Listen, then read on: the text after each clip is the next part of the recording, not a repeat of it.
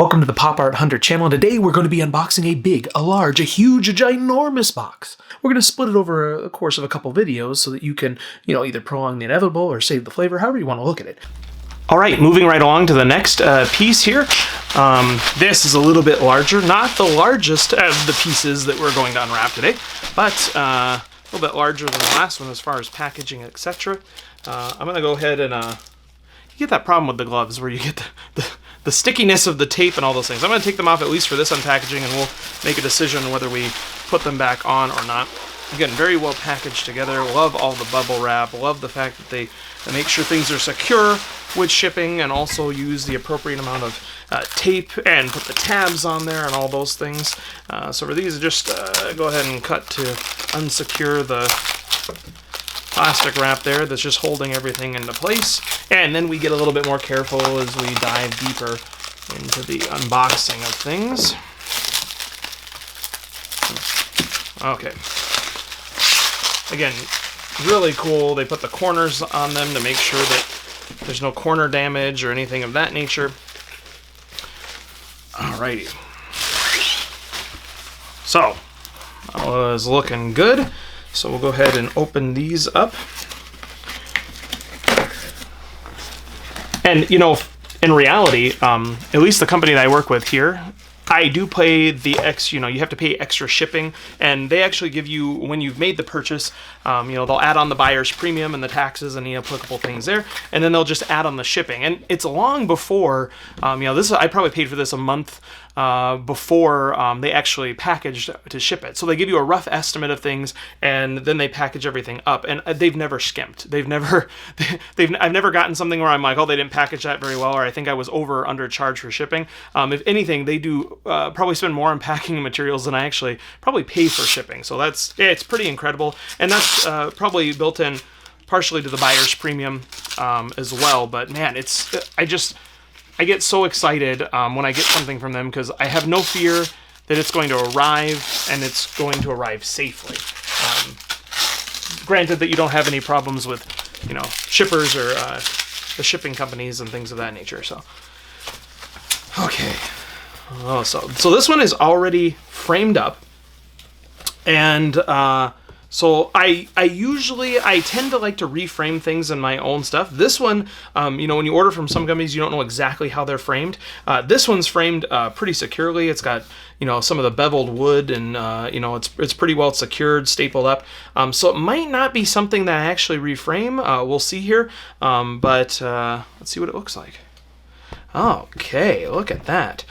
So this is Ducky from The Land Before Time.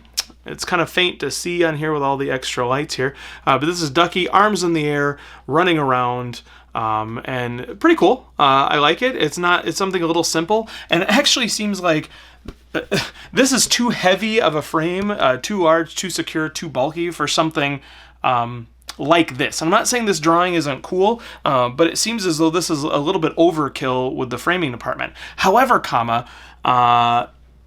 remember this drawing. Remember this particular piece because we have more to show you, and it might be a little surprising to see how cool having that piece is once you see the next one that we reopen. So let's go ahead and move on to the next one. This one is a little bit bigger. Hopefully we can get most of it in the frame. All right, what do I want to do here? Let's flip her around and get this side. It's like Christmas holidays every day in my house. It's like a birthday present every other day because I get to unwrap stuff. So this one has a lot of bubble wrap. We're going to go ahead and take the long way here and unwrap it without cutting the bubble wrap, in case we need to use it for something else or something of that nature. It's also kind of a fun game. This gets my ab workout in for the day. Alrighty. Almost there. Got one more layer here, and I will probably just lift up and pull. Okay. So,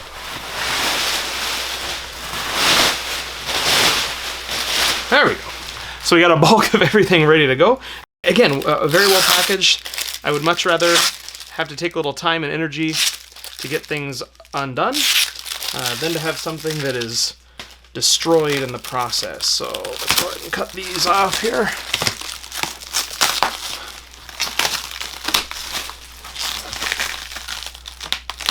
Super excited to open this one. I'm super excited to open all of them, but sometimes it's not that I forget what I ordered, but sometimes it's been a while, or you'll buy from a couple different suppliers or auction houses, and you forget what's coming a particular day, or you forget the size of something, or you forget exactly what was really that cool about that piece. All right, we're going to go again. We had a little bit of issue with a memory card getting full up. I'm not going to say it's anybody's fault. I'm not going to point at fingers. I'm not going to say it's me, but it happened. So anyway, we're going to go ahead and take a look at the next piece of this unboxing. Again, this is a big one. Oh, look at that. There we go. This is a huge piece from The Land Before Time. And if you remember, this particular image right here in the center, see Ducky, the character from Land Before Time in this situation, running through the forest. And if you recall, that this frame is roughly the same size, well, not same size, the same materials as the other frame that we received, like this one. And you can see that that particular figure is a drawing of that particular cell. That particular cell is on top of an original background. So this is a Keymaster setup background. You can tell that the Keymaster is a little bit larger than what the typical cell is, and that was because they actually used this in the filming of this particular scene, so there was progression through the forest. Ducky is running through the forest, encouraging and telling Petrie, the flying character, I don't know if it's a pterodactyl, something like that, but telling the character to try to fly, you can do it, and encouraging. And as she's running through the forest, you see the forest slowly progressing behind her and showing that there's some distance that she's making in her running. And so, this particular cell may have been positioned up here, and then the next cell, it would be, kind of put in a different position all the way down. And so it looks like the forest is progressing and moving back, or they would use zoom and some of those things. So it's a really cool piece. I mean, if you remove Land Before Time from it and you just look at the composition of the forest and the gnarled trees and everything, it's really cool on its own. You add the Land Before Time element to it, it's even cooler. You add the fact that it's not only a production cell setup with an original background and an original cell, but a Keymaster setup with everything in the right place as it would have appeared in the film. It's just really neat. I can't say how happy I am to have this. The frame is one of those. It's really hefty and bulky, and I'm kind of contemplating just leaving it as is. I'm not a big fan of the kind of raw natural wood here. I would kind of like to put it in a frame that's a little bit more suited to my taste. However, there's something about keeping it in its original or semi-original. Obviously, they didn't, film it like this in the original production. But, once it's framed for the first time, it's kind of nice to leave it in that original setting to, preserve it and those types of things. But also knowing whether or not the materials inside are archival quality or not. Sometimes back in the day, they would just frame things. It kind of seems as though this is a, sort of a foam core poster board, which makes me a little concerned whether or not it's, acid free and those types of things. I believe this was, from the dates I can see on here, it looks like this was sold back in, the 1991. And so they may not have been preserving this in the same way, for, archival qualities and resale of that nature. They might have been, just simply trying to get it make a little extra money off it, get it into collectors' hands, but not really considering, long-term if this was going to be stored or preserved. And so I may end up, moving this to another frame. I'm not quite sure. If I do, it will be probably some time from now because I have some other priorities in framing. It does come with a certificate here showing the lot number and the scene number, saying that it's original cell backgrounds and things of that nature. And so this was a part of an auction that had American Tail, Land Before Time, and American Tail 50 Goes West. And so, they kind of have a lot of auction items from the original auction. This was one of only a few pieces at the auction I was participating in. So this was probably from a private collector who purchased at that original auction. So really cool piece. I'm again, I can't tell you how excited I am to have this large piece like this, original Keymaster setup, and also. I think it adds to not only the story of it, but also to the value. I think to have this other piece that showcases, what it was like going from here to here, and then the story behind how they actually use that larger Keymaster background. And it's not really panoramic. It's a little bit larger. There's some pieces that are more in width, and they used it, by kind of moving the camera along or progressing the cells in a certain direction. But this is just a cool piece. So. Awesome. Excited to see that. I really love this. It's huge. It's big. This is why the box was so big, or one of the reasons the box was so big. I mean, there was a lot of pieces in there, but this particular frame is huge. It's just, it's literally ginormous. And I want to so badly to like take it apart and then reframe it and make it a little bit more my style, black frames. And I like the plexiglass and the UV to try to protect it a little bit more.